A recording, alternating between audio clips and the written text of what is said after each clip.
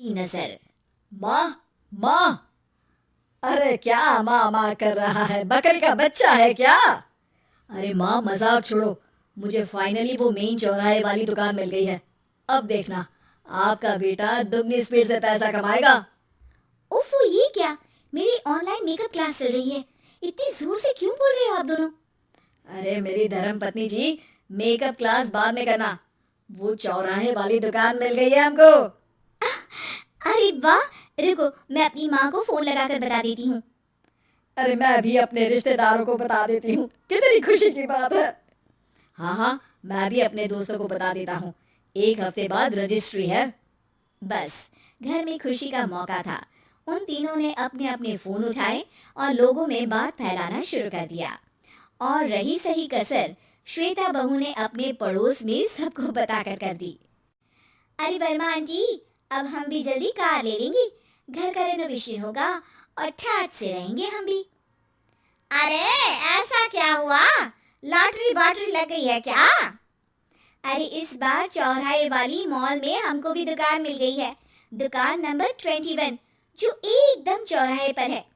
अब ग्राहक बढ़ेंगे तो आमदनी भी बढ़ेगी ही ना। अरे वाह, कितनी खुशी की बात है। मैं बहुत खुश हूँ तुम्हें इतना खुश देख के। बाकी एक बात कहूँ, सबको मत बताते फिरना। किसी की नजर लग जाएगी तो खुशी की खबर वापस लौट जाएगी। हैं? ऐसे थोड़ी ना होता है। अब डरा रही हो। अरे सही कह रही हूँ, काली नजर कहते हैं इस चीज को। जब आप किसी को कुछ बताओ और वो काम बिगड़ जाए। अरे लेकिन मैं तो। तुमने सबको बता दिया ना? हाँ, फोन लगा लगा के।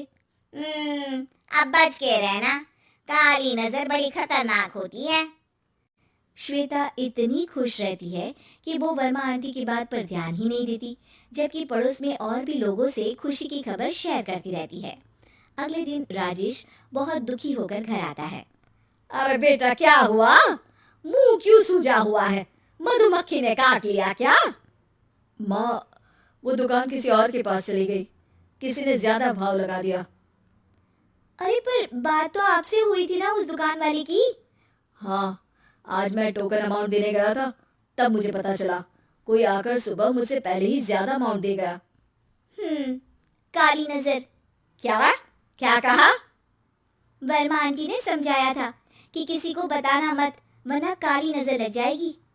अच्छा, तुम्हें उनकी बात मान लेनी चाहिए थी। उनकी बात मान लेती, लेकिन उसके पहले ही सबको बता चुके थे ना हम तीनों। अरे अगली बार से ध्यान रखेंगे। कोई भी नई चीज होगी तो किसी को नहीं बताएंगे। तीनों कुछ दिन ऐसे ही रहते हैं, पर एक दिन श्वेता को एक मेल आता है। राजेश, मेरा ऑनलाइन मेकअप कोर्स कंप्लीट हो गया। अब मैं खुद का पार्लर खोल सकती हूँ। अरे वाह, अपने मोहल्ले में ही खोलते हैं। ये जो घर के सामने दुकान है ना, वहीं। हाँ, यहाँ सस्ती भी मिल जाएगी।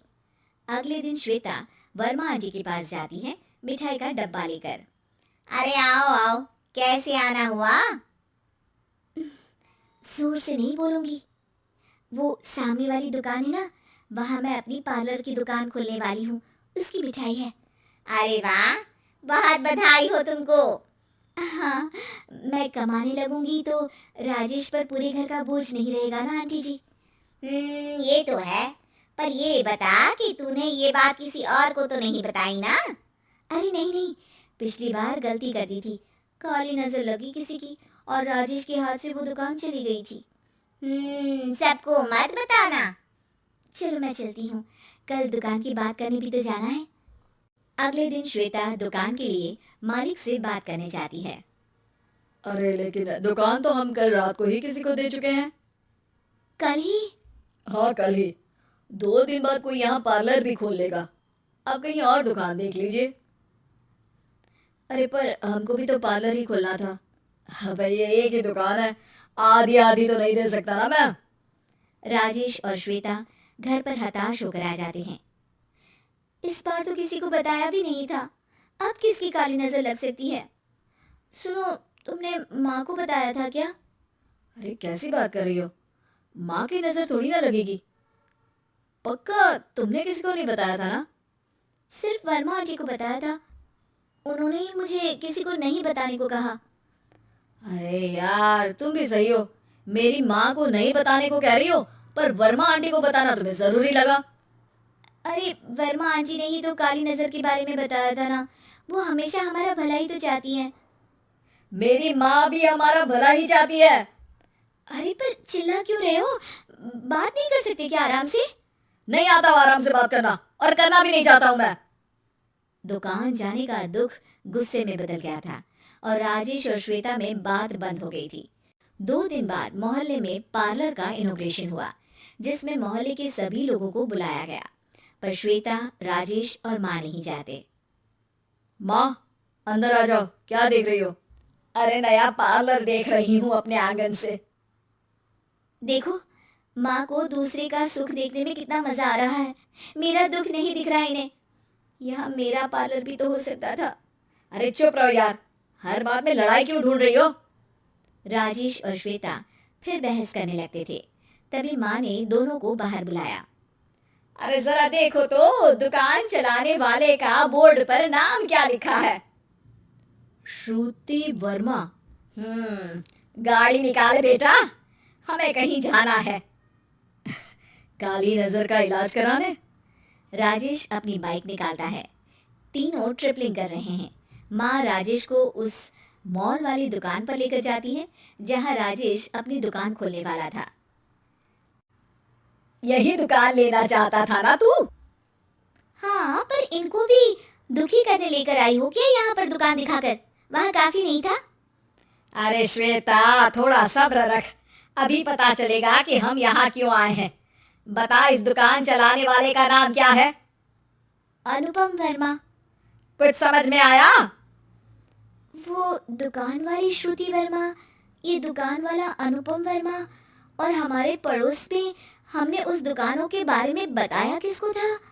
वर्मा आंटी को। मतलब वर्मा आंटी ही हमारा काम बिगाड़ रही है?